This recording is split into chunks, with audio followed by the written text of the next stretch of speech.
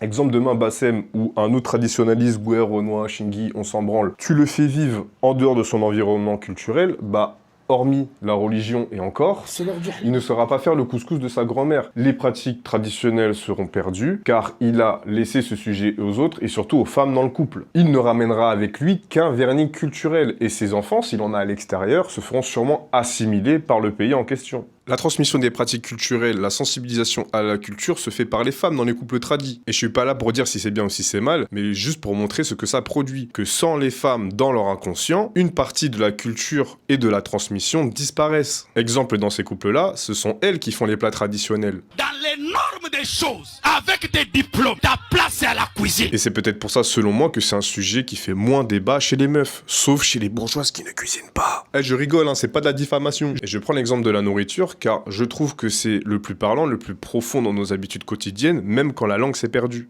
Mais j'aurais pu parler d'autres habitudes de vie, de la décoration, de tout l'environnement culturel dans l'intimité, ou me concentrer sur la langue. Mais bon, pour moi, pour réaliser un projet de transmission linguistique à bien, faut déjà que les deux parents s'occupent des enfants. D'ailleurs, les conservateurs en veulent aussi aux femmes, car dans notre système de parenté, ils partent du principe qu'elle est vouée à partir de la famille, à perdre son nom, à sortir du groupe, parce que la parenté se transmet par l'homme, en tout cas dans la tête des droitards, et peut-être aussi encore dans la société actuelle en général.